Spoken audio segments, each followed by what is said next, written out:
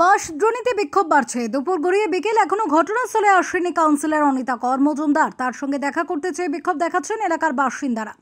তো আমাদের বক্তব্য একটাই, কাউন্সিলর আসুক, এসে কথা বলুক। কতদিনের মধ্যে এই রাস্তা কম করলো? 10-12 বছর ধরে এরকম চলছে, কোনো সলিউশন নেই। একটা অটো যদি ফল্টে পড়ে যায়, ঠিক আছে, তো কে দায়টা নেবে? তার দায় কারোরই নয়।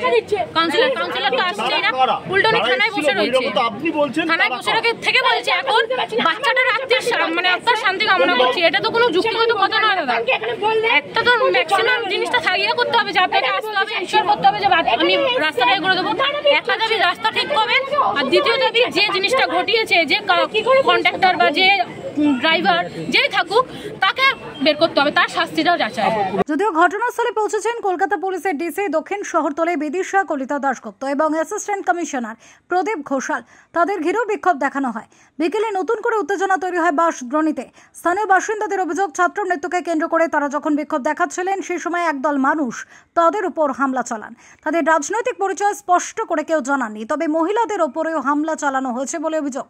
স্থানীয়রা কেউ দাবি করেছেন মহিলাদের গায়ে হাত দেওয়া হয়েছে। এক বিক্ষোভকারী মহিলাকে রাস্তায় পড়ে থাকতেও দেখা যায়। এরপরেই ডিসি এবং এসএপি কে ঘিরে বিক্ষোভ শুরু হয়। মানে এখানে সাইডে দাঁড়িয়েছে মদ্যপ অবস্থায়, যার হাত সেট নেই, সে গাড়ি চালাচ্ছে, ড্রাইভিং করছে। কি গাড়ি ছিল? জেসিবি। মানে রাস্তার কাজ হচ্ছে, রাস্তার কাজ, সেটাও আমাদের টাকা দিয়ে হচ্ছে। আমরা 100 টাকা করে চাঁদা তুলে রাবিশ, বালি, সিমেন্ট এগুলি আমাদের টাকা দিয়ে হচ্ছে। না কাউন্সিলরে একটা করে টাকা খরচ হচ্ছে, না কিছু হচ্ছে না। এই রাস্তাটা যতদিন হচ্ছে আমি তো রয়েছি এখানে। আমি রাস্তা সারাই হচ্ছিল। সকালে কটা নাগাদ দুর্ঘটনা ঘটলো? ঘটেছে 7টায়। সকাল 7টায় ঘটেছে ঘটনাটা। বাচ্চাটা কি পড়তে যাচ্ছিল ওখান থেকে? পড়তে এসছে, স্যারের বাড়ির সামনে নারকেল গাছটা ছিল, ওখানটা সাইডে দাঁড়িয়ে রয়েছে সাইকেলটা।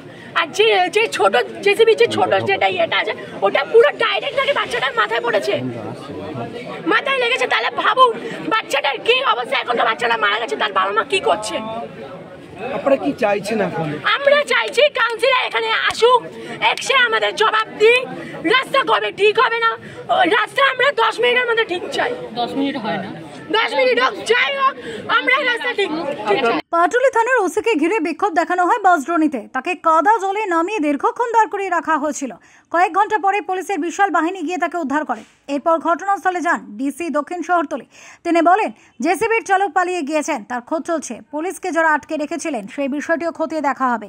যে মহিলা আক্রান্ত হয়েছেন তার অভিযোগও আমরা নেব। বাঁশদ্রোণীতে মহালয়ার সকালে এক ছাত্রের মৃত্যুকে ঘিরে উত্তেজনা ছড়ায়। কলকাতা পুরসভার 113 নম্বর ওয়ার্ডের বাসিন্দা ছাত্র। ওই এলাকার রাস্তায় খোঁড়াখুড়ির কাজ চলছিল। অভিযোগ, কোচিং সেন্টারে যাওয়ার সময় ছাত্রকে ধাক্কা মারে জেসিবি। গাছের সঙ্গে তাকে পিষে দেয়। মাথায় গুরুতর আঘাত নিয়ে ছাত্রকে হাসপাতালে ভর্তি করানো হয়েছিল, কিন্তু তাকে বাঁচানো সম্ভব হয়নি। ছাত্রের মৃত্যুর পরে রণক্ষেত্রের চেহারা নেয় বাঁশদ্রোণী। কলকাতা থেকে শেখের সাথে রিপোর্ট, ওঙ্কার বাংলা।